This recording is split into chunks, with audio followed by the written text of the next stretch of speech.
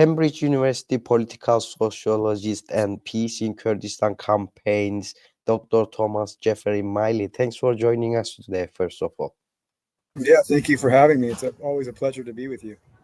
Thank you. Dr. Jeff, lately you have visited Kenya. So could you please tell us a little more about this visit very shortly? What is the situation there? So we want to listen your latest visit to the Kenya and the work that you've done there as well. Very shortly. Yeah, thank you for asking. Kenya is a really fascinating place. You've been there. It's a place that Ocalan has a past, a present, and a future in, I like to say. The past, of course, linked up to the fact that Ocalan was abducted in Nairobi.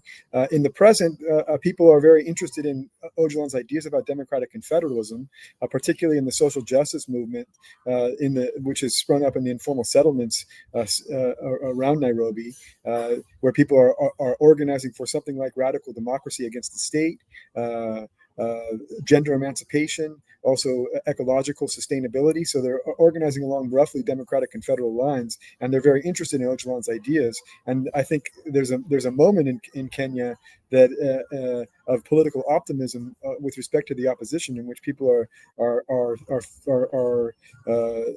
organizing for the future. And in that future, I think democratic confederalism and the space for Ocalan's ideas plays a very big role. So it's a very interesting place to be, and it's a place where Ocalan's ideas have taken off. And as I say, it's a place where there's a history linked up to the fact that Ocalan was abducted there. So uh, yeah. Thank you, Jeff. As I know, you are one of the first person that bring Öcalan's ideas to Kenya, and on my visit to Kenya, Nairobi as well, I have witnessed your work, and I have been witness there that people come together, read Öcalan's books, and they talk about Öcalan's ideology. They do it in even in practice as well, like ecology. They collecting rubbish and putting the plants on that places. So very shortly, just to make it deeper, as you mentioned, the Öcalan has been kidnapped from Kenya. So how important is now after this abduction of Öcalan from Kenya? Now Öcalan's ideas are in Kenya. I think they're really taking roots in the informal settlements in particular. There's a lot of disillusionment with the political system, which is a political system of electoral democracy, and people are starting to think that we need something that is a more self-determining form of democracy. And so they start, so they receive Ocalan's ideas about democratic confederalism, understood as radical democracy against the state, as something which is very attractive to them. And the conditions of organizing in the informal settlements are such that they're pushing for taking things into their own hands. And so in that respect, they're always looking to learn more about what Ocalan's ideas about democratic confederalism means, and they're always asking, like, how do we go about building democratic confederalism? It's a movement of movements in the social justice centers, in the social justice movement, and many people are associated with the Marxist left, of different versions of the Marxist left, but the young people are increasingly interested in Ocalan's ideas and the ways in which Ocalan's critique of Marxism and his elaboration of democratic confederalism seems to be worthwhile for them in their conditions. So my second question would be about the latest agenda that the Kurdish leader Mr. Öcalan has been visited by them party representatives, and also Mr. Öcalan's message on the 27th February was very clear and to the point. He said that if the ground is prepared, I have enough power to bring conflict to the peaceful negotiations table. How do you evaluate this message first, and how important it is? Also, Öcalan's prove again that he is on the peace side. How would you like to comment on that very shortly? Yeah, I mean, Ocalan has been calling for peace since 1993. So this is far from the first time that Ocalan has been making the claim that he can bring peace and desiring peace. I think it's nevertheless very important that as the leader of the PKK, he makes that message very clear in this moment. It's a way of hopefully defanging the fascism in Turkey taking away the excuse that the fascists have for their assault upon the Kurdish people, and pushing for a democratic alternative, a democratic, peaceful alternative. And yeah, in that respect, I think it's a very welcome development. But like I said, it's nothing new. Mm. So in Turkey, the main headlines is about this now, the about the Öcalan's messages and the visits to him, also them parties visiting the other parties as well. So, but the question is how it's possible while still Öcalan is under isolation and in İmralı Island prison.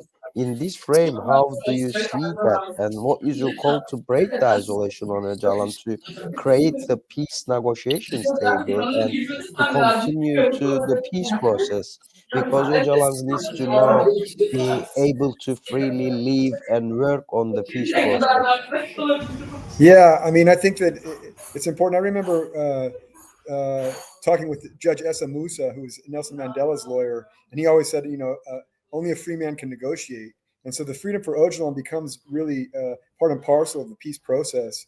I think that the conditions have somewhat softened. They've allowed for more people to visit him, but he's still in relatively inhumane conditions. And in order for the peace process to culminate, I think we need to be moving towards Öcalan's freedom, and I think it's incumbent upon the Turkish state to take the steps necessary to show that they're willing to make a move in favor of peace as well.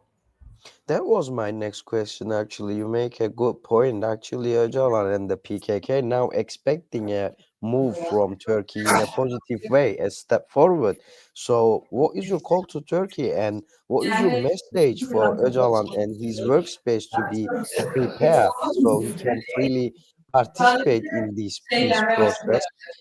Because the PKK has already announced their dissolution and they took the step forward, but everybody is now calling Turkey to take step forward. What is your Yeah. call very shortly? Well, Öcalan has a vision of a democratic society, of a democratic confederal society that he hopes to build within the democratic society of the Republic of Turkey.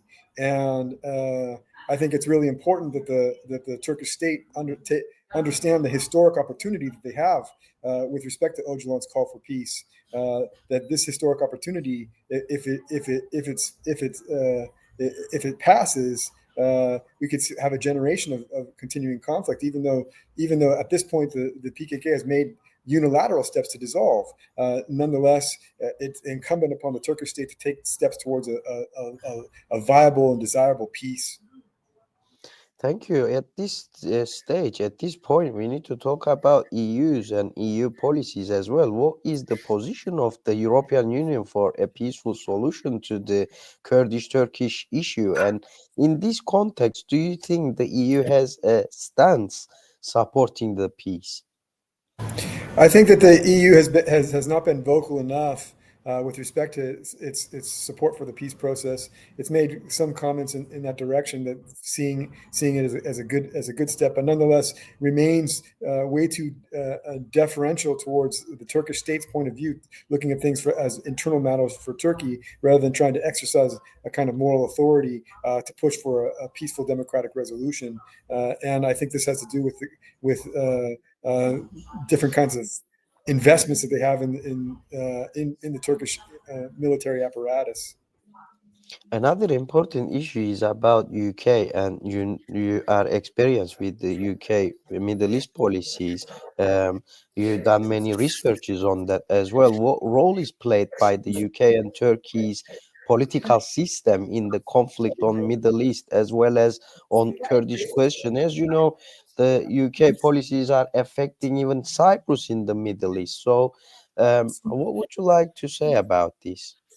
I think that the UK claims to stand for democracy, claims to stand for peace and democracy, and I think they have again a moral obligation to speak out in favor of developments of peace. I think it would be very useful if they were to stop persecuting under the terrorist legislation the diaspora community here in Great Britain.